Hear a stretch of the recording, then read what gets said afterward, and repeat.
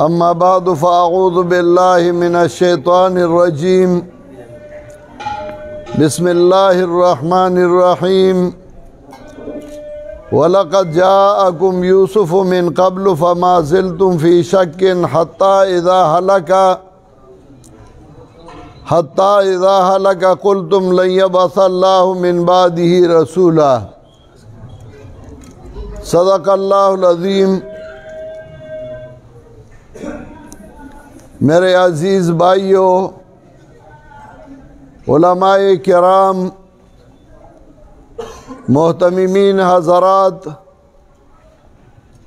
اور عوام ساتھیوں، سب سے پہلے میں صدر وحدت المدارس الاسلامیہ جنوبی پنجاب حضرت مولانا عصمت اللہ صاحب ملتانی کا اور جنرل سیکرٹری جنوبی پنجاب مولانا ولی اللہ صاحب کا، اسی طرح صدر شمالی پنجاب مولانا فرید احمد حقانی، جنرل سیکرٹری شمالی پنجاب قاضی لقاء المحسن صاحب، اور ہمارے کے پی کے سے آئے ہوئے ناظم اعلیٰ جنرل سیکرٹری پاکستان مفتی صابر صاحب، اور کنٹرولر ایگزامینیشن وحدت المدارس الاسلامیہ قاری شاد محمد صاحب، اور نائب کنٹرولر ایگزامینیشن حضرت مولانا عبدالرحیم صاحب شیخ الحدیث، اور آپ بڑے بڑے علماء کرام، محدثین اعظام، محتممین حضرات کا تہ دل سے مشکور ہوں کہ آپ نے وقت نکال کر اس اجلاس میں شرکت کی اور بھرپور طریقے سے آپ نے اجلاس بلایا. میں آپ سب علماء کرام کا بہت بہت مشکور ہوں اور انشاءاللہ ہمیشہ دعا گو رہوں گا. ہمیشہ جو عقل مند انسان ہوتے ہیں وہ سب سے پہلے اپنے مقصد پہ سوچتے ہیں کہ میرا مقصد کیا ہوگا، پھر اس مقصد کی حصول کے راستے اس پہ سوچتے ہیں کہ میں کس راستے سے اپنے مقصد پہ پہنچوں گا، اور تیسرے نمبر پہ یہ سوچتے ہیں کہ مجھے اپنے مقصد پہ پہنچنے تک جو موانع، جو راستے میں حائل واقع ہوتے ہیں اور مجھے نہیں چھوڑتے اپنے مقصد پہ، اس پہ سوچتے ہیں کہ وہ موانع کیا ہوں گی کہ میں اس کو دور کروں اور اپنے مقصد پہ پہنچ جاؤں. انبیاء علیہ السلام جتنے اللہ نے مبعوث فرمائے تو انہوں نے ہمیشہ اپنا مقصد اپنے ہاتھ میں رکھا، اس کے راستے ڈھونڈی اور موانع سے اپنے آپ کو بچا دیا. موانع یہ پرایوں سے بھی ہوتے ہیں اور اپنوں سے بھی، پرائی بھی درمیان میں حائل واقع ہوتے ہیں اور اپنی بھی درمیان میں حائل واقع ہوتے ہیں، لیکن اپنوں میں جو زیادہ قریب ہو، یا باپ ہوتا ہے یا بیٹا ہوتا ہے یا بیوی یا شوہر یا چچا رشتہ دار ہوتے ہیں، کیونکہ ان کو کوئی کہہ بھی کچھ نہیں کہہ سکتا، اور اگر نہیں کہتے تو وہ انسان کو اپنے مقصد سے منع کرتے ہیں. اللہ تعالیٰ نے انبیاء علیہ السلام کا تذکرہ قرآن کریم میں کیا، تقریباً 25 انبیاء علیہ السلام کا تفصیلی تذکرہ ہے قرآن میں.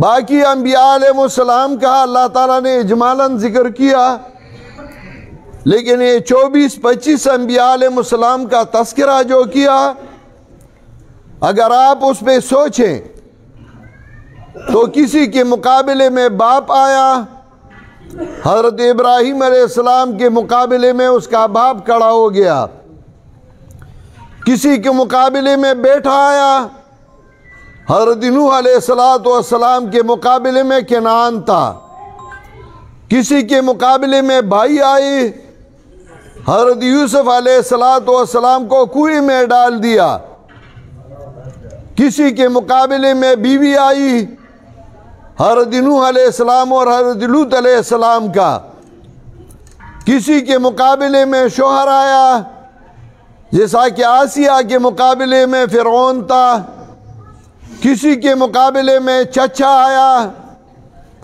آخری پیغمبر جناب محمد رسول اللہ صلی اللہ علیہ وسلم کا تذکرہ کیا تو اس کے مقابلے میں ان کے چچے ابو لہب، ابو جہل اور وہ لوگ آئے، لیکن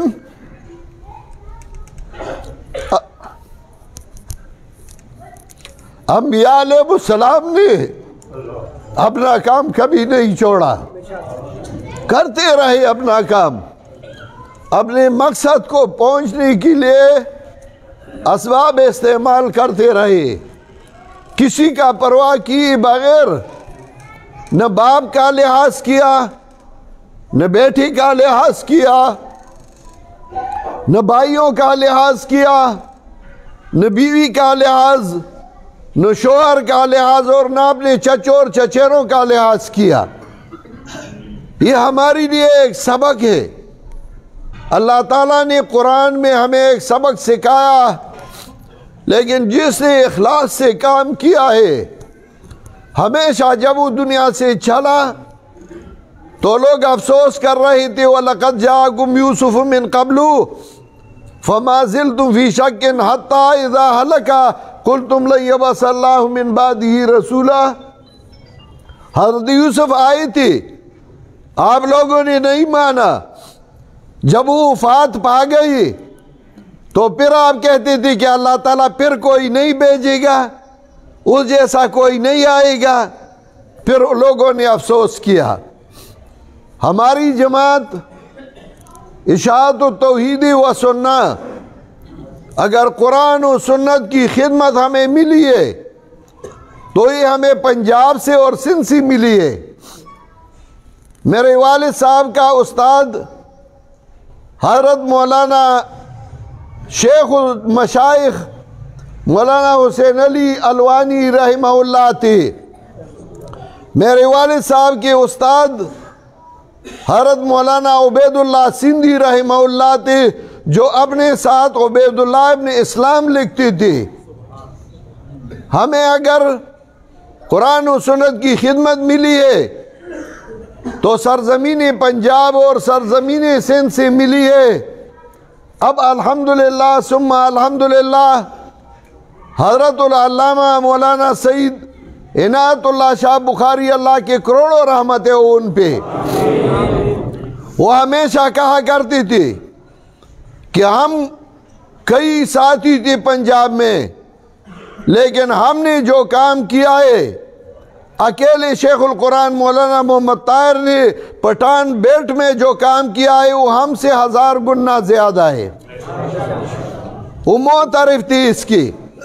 پنجاب میں الحمدللہ شیخ القرآن مولانا عبدالغنی جاجوری رحمہ اللہ، قاضی عصمت اللہ شیخ التفسیر والحدیث قاضی عصمت اللہ صاحب نے بہت کام کیا تھا۔ پنجاب میں حضرت العلامہ مولانا احمد سعید خان صاحب نے بہت کام کیا تھا توحید و سنت کا۔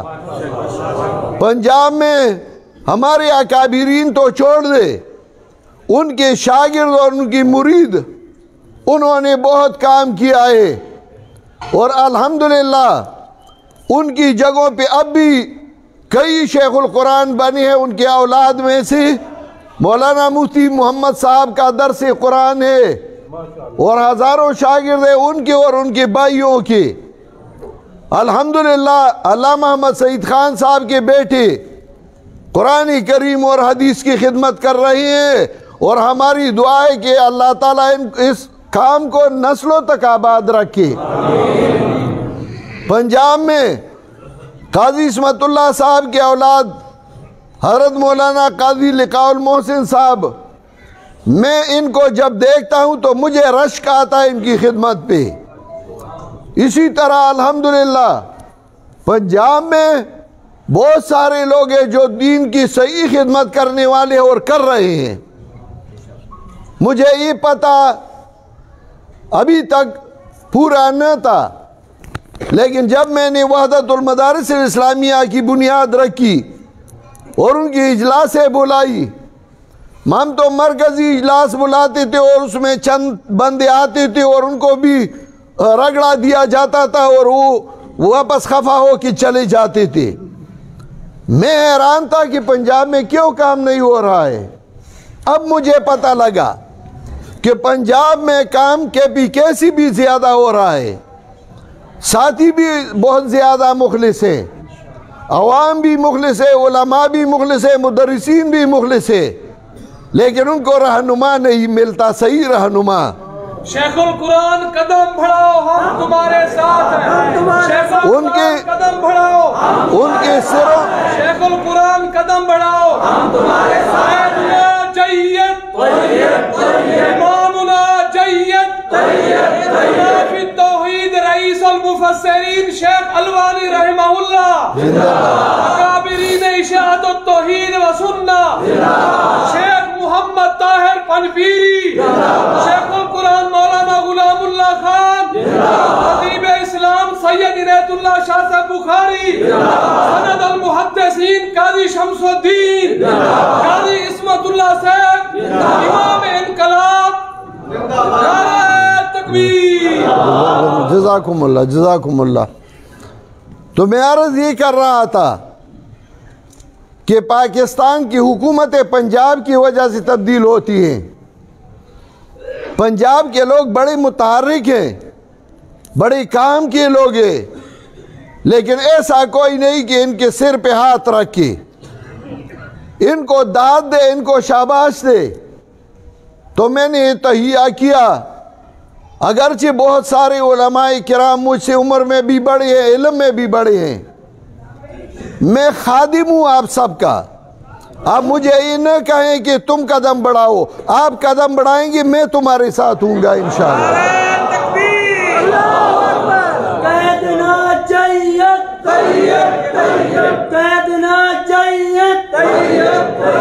شیخ القرآن تیرا ایک اشارہ۔ میرے والد صاحب زندہ تھے، اسی زمانے میں ہم نے کے میں نوجوانوں کی طلبہ کی تنظیم بنائی تھی، طلبہ توحید و سنت، اور اس کا مجھے امیر بنایا گیا تھا۔ والد صاحب کے وفات کے بعد مجھے امیر بنایا، تو جب بھی اجلاس میں مجھے امیر صاحب کہا کرتی تھی، سید عنایت اللہ شاہ بخاری رحمہ اللہ جیسی بہت بڑی پیر، بہت بڑے بزرگ مجسم سنت، جو سنت کے بڑے تابعدار تھے، ان کی شکل و شباہت، ان کا اٹھنا بیٹھنا، ان کے ساری چیزیں سنت کے مطابق تھی۔ وہ مجھے حضرت الامیر کہتے تو میرے پیشانی پہ پسینہ آتا تھا کہ میں تو ان کے بیٹے تو درکنار 90 کی عمر میں ہوں، اور مجھے حضرت الامیر کیوں کہتے۔ کئی دفعہ میں نے اکیلی حضرت شاہ صاحب کو کہا کہ حضرت مجھے بیٹا کہتے رہو، مجھے امیر نہ کہتے رہو، لیکن پھر بھی وہ اتنا محبت کرتی تھی۔ میں دیکھتا تھا کہ جماعت کیسے ترقی پائے گی، کیسے ترقی کے راستے پہ گامزن ہو جائے گی، تو موقع بموقع میں سوچتا تھا۔ ہماری جماعت کے 4 جھنڈے تھے، میں نے ایک بنا دیا، لیکن وہ ایک جھنڈا بھی نہیں مانا۔ 10 سال مجھے اذیتیں دی گئی، حتیٰ کہ اس جھنڈے میں تبدیلی کر دی تو پھر مان لیا، حالانکہ جھنڈا تو میں نے جماعت کے لیے بنایا تھا۔ میں نے نوجوانوں کو منظم کیا، اور میرا مقصد یہ تھا کہ 10-15 سال بعد یہ نوجوان آگے لے آئیں گے اور یہ جماعت چلائیں گے، اور ہم دیکھتے رہیں گے، لیکن ان نوجوانوں کو ہماری جماعت کے مقابل بنا دیا گیا پنجاب میں۔ پھر میں سوچتا رہا کہ چلے اپنے مدارس کو منظم کیا جائے۔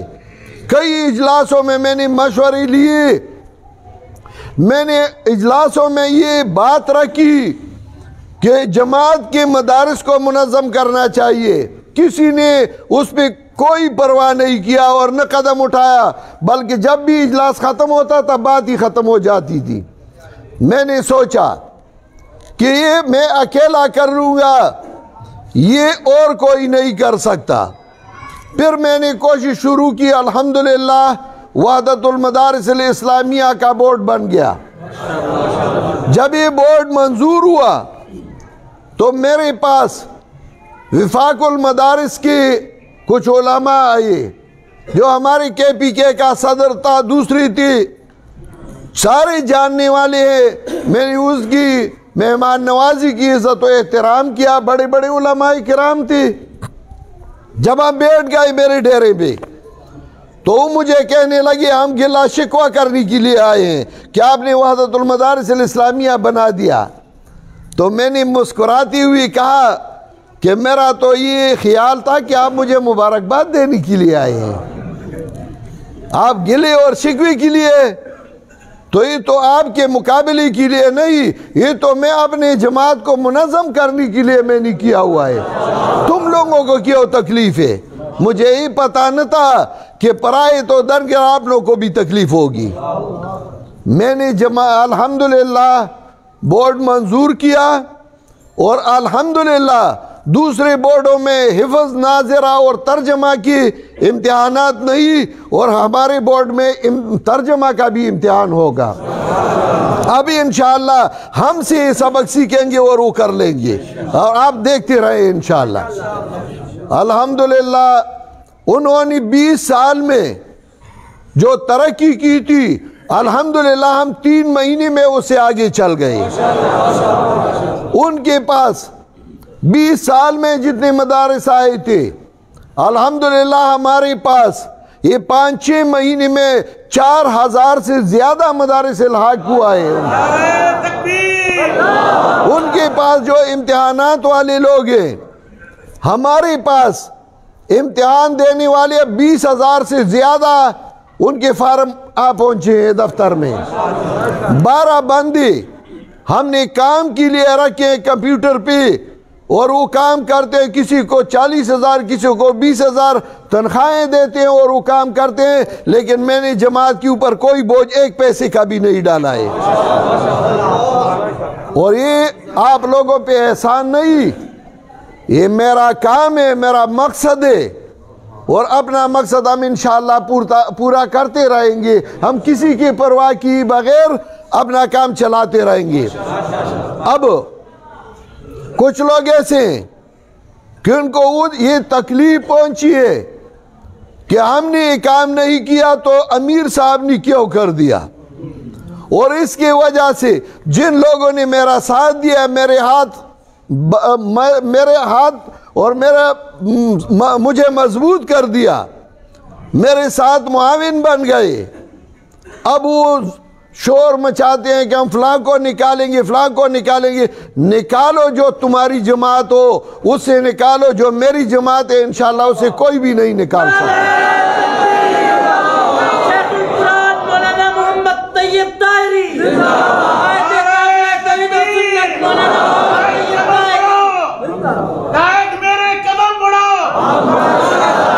انشاءاللہ میں آپ کے ساتھ ہوں، آپ قدم بڑھائیں، میں تمہارے ساتھ ہوں، اور انشاءاللہ میں تو حیران ہوں کہ جنوبی پنجاب میں اور ایسا اجلاس، آپ یقین جانے میں نے 6-7 گھنٹے سفر کیا، میں 4 بجے گھر سے نکلا ہوں، لیکن مجھے تھوڑا سا تھکاوٹ نہیں، میرا 64 سال عمر ہے، میں کوئی جوان بھی نہیں ہوا، اب تو الحمدللہ داڑھی بھی سفید ہو، لیکن مجھے ذرہ بر تھکاوٹ نہیں ہے۔ میں کام کا بندہ ہوں اور کام کرنا چاہتا ہوں۔ وہ ایک آدمی اپنے غلام کو بیچ رہا تھا، بازار میں تو غلام نے پکار کے کہہ دیا ازاؤنی و ای فتن ازاؤ، میں کام کا بندہ ہوں اور کام کے بندوں کو میں پسند کرتا ہوں۔ انشاءاللہ ہم کام کرتے رہیں گے۔ اٹھو میری دنیا کے غریبوں کو جگا دو، کاخی عمرہ کے در و دیوار ہلا دو، گرماؤ غلاموں کا لہو سوزی یقی ہے، کنجش کے فرومایہ کو شاہین سے لڑا دو۔ جس قید سے دہقان کو میسر نہ ہو روزی، اس قید کے ہر خوشۂ گندم کو جلا دو۔ ہم کام کریں گے انشاءاللہ، جو لوگ کام کرنے والے انشاءاللہ ہم ان کے ساتھ ہوں گے۔ جو کام کرنا نہیں چاہتے، صرف میں فلاں کا جانشین ہوں، میں فلاں کا جانشین ہوں، جانشین کیا چیز ہے؟ ہم حضرت نوح علیہ السلام کی بیٹے کا احترام نہیں کرتے، تمہارا کیا کریں گے؟ ہم حضرت ابراہیم کی باپ کا احترام نہیں کرتے، تمہارا کیا کریں گے؟ ہمیں مقابلے پہ نہ لے آئے، ورنہ پھر مقابلہ بڑا تمہارے لیے بڑا نقصان دہ ہوگا، ہمارے لیے نہیں ہوگا، ہم عادی ہیں اس کے۔ لیکن محمد سعید خان ملتانی کے حقیقی بھائی مولانا طیب طاہری، بے شک انشاءاللہ میں آج بہت خوش ہوں کہ جس طرف میں دیکھتا ہوں سارے علماء کرام ہیں، خطباء اعظام ہیں، محتممین حضرات ہیں، عوام تکڑے تکڑے ساتھی ہیں، اور انشاءاللہ وحدت المدارس کے نام سے ہم مدارس کے اتحاد کا کام بھی کرتے رہیں گے، اور یہ وحدت جو ہے یہ صرف اشاعت و سنت کا ہے۔ مجھے ہزاروں لوگوں نے، دوسرے جماعتوں کے لوگوں نے درخواستیں کی کہ ہمیں بھی اس میں شامل کر دیں، میں نے کہا نہیں، یہ ہم نے صرف اشاعت کے لیے بنایا ہے، یہ اشاعت کا ہے، اور انشاءاللہ ہم بڑے بڑے جلسے رکھیں گے، کام کرتے رہیں گے، توحید و سنت کی خدمت بھی کرتے رہیں گے، اور جماعت کے مدارس کو بھی انشاءاللہ منظم رکھیں گے اور کام کرتے رہیں گے کسی کی پرواہ کی بغیر، اور اپنا مقصد جو توحید و سنت کی اشاعت ہے اس کے لیے ہم راستے ڈھونڈتے رہیں گے۔ اللہ تعالی ہم سب کا حافظ و ناصر ہو، وآخر دعوانا ان الحمدللہ رب العالمین۔